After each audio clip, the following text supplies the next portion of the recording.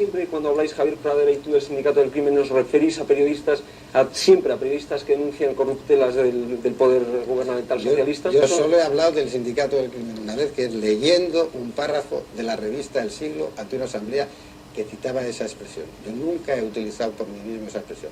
¿El sindicato ha tenido gran éxito en la extensión? Nos bautizan como el Sindicato del Crimen y yo era el capitán.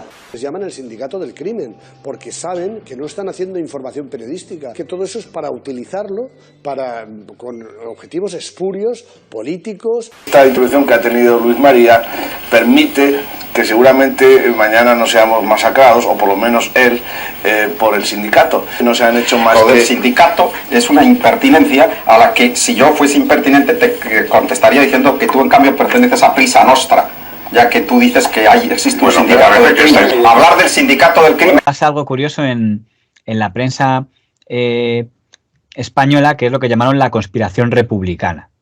Que fíjate, con todo lo que ha pasado ahora, se ve como una cosa de risa. Y es porque gobernaba don Felipe González, era el felipismo, parecía que era eterno, y entonces se crea una asociación de periodistas llamada Asociación de Periodistas Escritores Independientes, la EPI, de los periodistas que eran contrarios al gobierno de don Felipe González, que consideraban que era importante que hubiera un cambio político y alternancia en España. Estaba ahí el director del Mundo, don Pedro J. Ramírez, el director de la ABC, don Luis María Ansón, estaba también el locutor de radio, don José María García, don Antonio Herrero, bueno, están todos estos.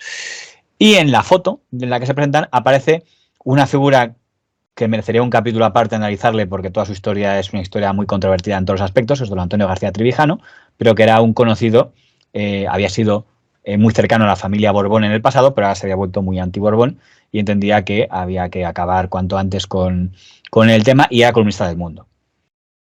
Eso lleva a que después de que aparezca la foto se presenta a la EPI, en la vanguardia, un diplomático muy especial y muy viva la vida, que se llama don José Luis de Vilallonga, publica una tribuna donde dice que hay una conspiración republicana en la que están metidos estos periodistas y en la que está implicados Mario Conde con su dinero y tal, que busca derribar a la monarquía, o sea, que don Felipe González es solo el paso previo, o sea, que caiga Felipe González para que después caiga el rey Juan Carlos I, se convoque una república y la presida el mencionado señor Trevijano. Tengo en Madrid un par de informadores que nunca me han fallado. Me revelan la existencia de una confabulación que pretende desestabilizar al gobierno, provocar la abdicación del rey y proclamar una república en la cual sería presidente el exnotario Antonio García Trevijano. Los protagonistas de esta operación serían el susodicho García Trevijano, un conocido medio de comunicación poco dado a los escrúpulos éticos que roza abiertamente el amarillismo, y un exbanquero que financia regularmente las campañas antigubernamentales. Todo esto suena a broma, pero no lo es. Me dicen que Luis María Ansón se lo toma muy en serio. ¿Quiénes son estos señores? Del hombre que financia la operación, solo sé que, siendo un especulador metido a banquero, consiguió cargarse en poco tiempo uno de los grandes bancos españoles. En cuanto a la persona que dirige el medio de comunicación, contesta: la monarquía me es indiferente. Para cargarme al gobierno estoy dispuesto a hacer lo que sea necesario. Antonio García Trevijano, amigo íntimo del sangriento Macía, dentro de poco publicará un libro ladrillo, como todos los suyos, pero en el medio de comunicación antes citado la crítica será excelente.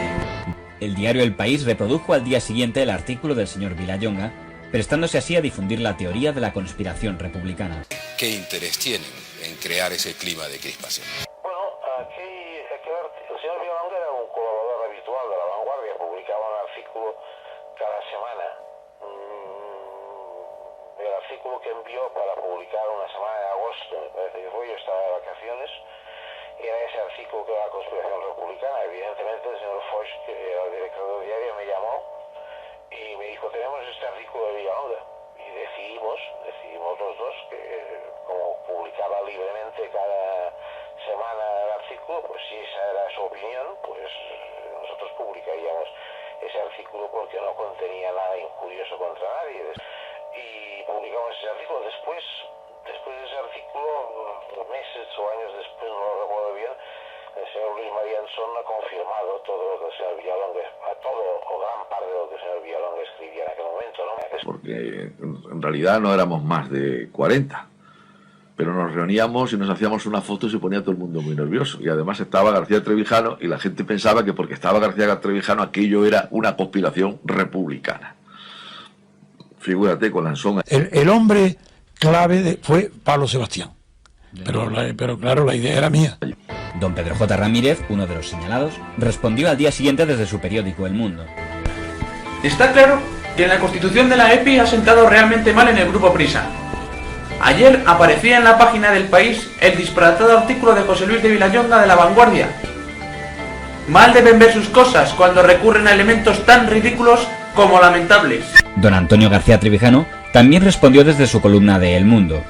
Si el rey no lo hubiera tomado en serio encargándole su biografía, jamás me tomaría la molestia de responder a una mentira injuriosa de José Luis de Vilallonga. Lo extraño es que periódicos serios como La Vanguardia, que la publica, y El País, que se hace eco, no la hayan dado a 5 columnas en primera plana. Si piensan que es verdad, ese era su único tratamiento, y si saben, como es el caso, que es mentira, no podían acogerla en sus páginas. Se trata de un trabajo de encargo para meter miedo entre los fundadores de la EPI, asociación constituida contra el consenso totalitario, que tratan de imponer a la opinión pública los medios estatales y los medios privados del oligomonopolio del que nos da ejemplo el comportamiento del País, que silencia un hecho como la constitución de AEPI y trae a su editorial la catilinaria fabricada en La Vanguardia. Hay una conspiración no solo contra Felipe González, dice contra Felipe González y contra el rey. Este artículo venía más cargado, 22 de agosto. 22 de agosto no hay nadie en ninguna parte, ¿no? Pero yo estaba en agosto, me quedaba de director. Y yo recibí coño, le llamé a Vilallonga, pero normalmente no lo llamas nunca. Oye, José Luis, ¿esto qué es esto?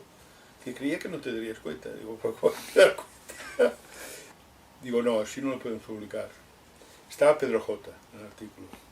Yo no quería enfrentarlo con Pedro J. Joder, decís eso del sindicato y tal. Para sindicato, lo que cada uno de vosotros ya erais, y no digo ya nada juntos. Llamé a la propiedad y no la encontré. Al director no lo encontré, estaba de vacaciones, ¿no? Y entonces llamé a Anson, que tengo esto que es bastante exclusivo. Y la contestación, como se dice, lo sabe Marivent. Marivent era donde se alojaban los reyes en Mallorca estos días, el Palacio de Marivent. Digo, me dice el autor que sí, me dice Vilallonga que sí. Pues adelante. Y yo tiré para adelante, digo, y entonces al día siguiente esto lo recogió a las 4 de la mañana Europa Press o EFE. José Luis de Vilallonga, en La Vanguardia dice que en El País, que es un complot entre usted, Pedro J. Ramírez y Mario Conde para que usted sea presidente de la República. Ni lo conocía yo a Mario Conde entonces, figúrate. ¿Y cuál era el origen? Que además luego el País hizo eco, Ernest Lluch, que era ministro del Siglo. También. Todo una falsedad absoluta. Nada. Cero. No es que fuera una exageración o que hubiera nada. Cero. Totalmente inventado. Lo único que había es un miedo espantoso a que yo galvanizara a la prensa dormida, que es generalmente conservador y cobarde. Juan Luis de Vilallonga llegó a decir que era una conspiración republicana entre Pedro J. Ramírez, don Mario Conde y don Antonio García Trevijano. Yo creo que José Luis de Vilallonga ha dicho pocas cosas que no fueran estupideces a lo largo de su vida, pero bueno, y sobre todo cuando hablaba de la corona. En el año 90, yo no tengo ni he participado ni creo que participe mientras viva ningún tipo de conspiración contra el rey, entre otras cosas por razones de afecto, ¿no? Pero lo que hubo no fue eso. Pero eso ya fue en el 95. Claro, el País lo que hizo en aquella ocasión es reproducirlo en su sección de revista de prensa. Pero eso fue usado por sus cometidos para decir el País está detrás de la teoría de la conspiración republicana. A título de olfato personal, porque no... Nosotros nunca, vamos a ver, más allá de la publicación de ese texto en la revista de prensa, nunca le dimos demasiado pábulo a esa conspiración en ese sentido. En el sentido republicano. Si pensáis que ahora esto es una conspiración de periodistas y banqueros contra la monarquía, ¿por qué no lo anunciáis en portada? Porque no estáis seguros, entonces no deberíais informar directamente de ello. Ahora bien, también es verdad que igual estaban dándole una importancia especial a lo que simplemente era una columna de opinión de un tío en La Vanguardia diciendo un rumor que le había llegado a él y que el País le había parecido curioso y simplemente lo había recogido porque le parecía curioso. Hombre, a ver, vamos a suponer que sea un simple artículo de opinión de Villalonga. Creo que es una opinión tan fuerte que sí que debería publicarse en portada, sinceramente, de un periódico. Aunque luego se demostrase que es mentira, pero una afirmación de que hay una conspiración republicana para que después de la caída de Felipe González caiga don Juan Carlos I y así crear una tercera república, jolines, es algo que digamos que no es una nimiedad. Entonces me sorprende bastante que yo desconocía esto, me acabo de enterar ahora, pero me sorprende que esta opinión no levantase mucha más relevancia, que no se pusiese en boca de más medios. Y mi pregunta es, ¿y no entrevistaron directamente en cualquier medio a Villalonga para decir, oye, ¿de dónde has sacado tú esto? Es curioso, ¿no? Él ya publicó esa tribuna, decía, me comentan unas fuentes de París y tal, creo que ponía, que nunca me han fallado, tal, que está esto. Pero... Sí, y jamás la entrevistaron. Sí, pero ya son otros temas, porque como No, quiero decir, sobre este tema, sobre la conspiración, pues es que me parece sumamente extraño. Me parece tan extraño que puede que tuviese razón. Hay que decir que los periodistas señalados hablaban recurrentemente de la conspiración republicana para reírse del tema. Como ya están otra vez los de la conspiración republicana, como los que cuentan milongas, sea como un sinónimo de decirlo. Los del País, ¿qué es lo que dijeron? Y La Vanguardia. Vilallonga tenía razón, quizá no tanto en lo del rey, pero sí en la parte que se quedaron es conspiración contra don Felipe González, que es la parte en la que sí se quedaron. Hombre, don Mario Conde, a quien le pregunté, me dijo, Vilallonga no ha dicho nada en su vida que no sean estupideces. Cuando le pregunté sobre este tema. Ya. A ver, si de verdad, como decían los periodistas vinculados, Villalonga estaba diciendo tonterías, no era verdad, pues ponedle en ridículo entrevistándole y diciendo, dinos tus fuentes, dinos en qué te basas, dinos esta información que has obtenido exactamente, no me digas mis contactos en París, di nombres y fundamentamelo, motívamelo para... Con lo cual te repito, si no le hicieron o no le quisieron hacer caso y darle mucho bombo, es que a lo mejor Villalonga no estaba equivocado.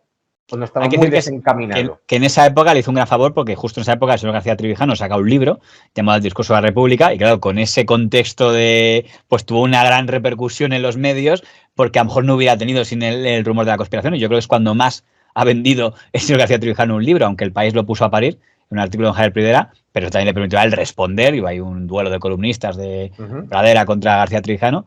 Trevijano presidió la Junta Democrática en 1974 y participó después en la llamada Plata Junta, hasta que el público conocimiento de sus relaciones con el dictador Macías precipitó su obligado exilio de la vida política española.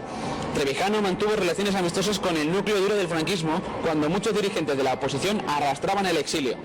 El libro cuenta sus conspiraciones con altos mandos militares en 1967, con el general Alonso Vega, para ganarle a la causa de don Juan de Borbón. El capítulo Carta a la Juventud no nacionalista suena como un nuevo discurso a las juventudes de España para exhortarles a recuperar las esencias perdidas. El periódico El País ha sido nada menos que el órgano que ha tenido en España la hegemonía cultural de estos 10 años. El encubridor del régimen. Hay una unidad de pensamiento entre los editoriales del País, los editoriales sin firmar, el artículo de Cebrián, el de Javier Pradera, el de Jorge Semprún y el Soliloquio, están como dictados por una coherencia total. El más sutil, como siempre, como es natural, es Pradera, porque es el más culto, tiene más medios para hacerlo. Fuera. En aquella época sacó usted un libro muy importante, que es El discurso de la República, y es muy criticado en El País por Javier Pradera. Muy un pobre hombre. Es un pobre hombre muy poco inteligente, porque era inteligente, pero con una cultura ínfima política. Él presume de película y fue el que presumía de saber política y fue el que le dio el tono un poco resentido y amargo al País, pero con un tono intelectual, fue Javier Pradera, pero él a mí, claro, me tenía odio y yo ni lo conocí y lo puse completamente en ridículo, como están en quien quiera leer lo que él dice y mi contestación, y se cayó no avergonzado, porque no era un hombre que se avergonzara. A una persona que escribe tanto como usted le convendría saber gramática española. Ella le enseñará que no se puede decir para exhortarles a las juventudes, sino para exhortarlas. Siendo usted miembro del Partido Comunista en 1967, debería saber que entonces no había otra oposición efectiva que la de Comisiones Obreras y la de don Juan de Borbón. Y en ambas estuve en línea de vanguardia. No le reprocho, dada su escasa presencia en la acción, que lo ignore. Quiero decirle, señor Pradera, que usted no es hoy peligroso por su miserable condición de calumniador, en busca de víctimas que alimenten su insaciable apetito de verdugo, sino por su oficio de acreditado escritor sin talento, siempre al sucio servicio de los enemigos de la libertad de pensamiento. Que es en este momento uno de los personajes más denostados de la prensa. Todo el mundo, salvo un grupo determinado de amigos y lectores, le pone a usted de pipa rabano. ¿Por qué?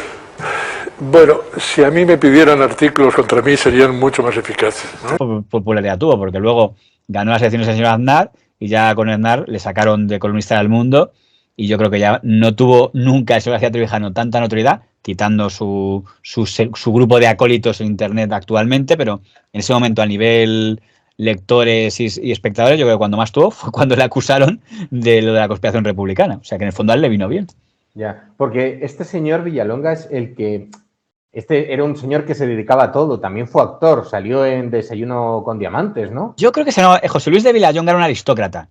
Entonces, sí. Había sido como amigo del rey y tal. Pero creo que salió también en Patrimonio Nacional de Berlanga. Yo creo que hizo sus... Pues le pega mucho, actor. Porque ya digo, lo que es este personaje es que su última etapa era casi más conocido por los temas rosas.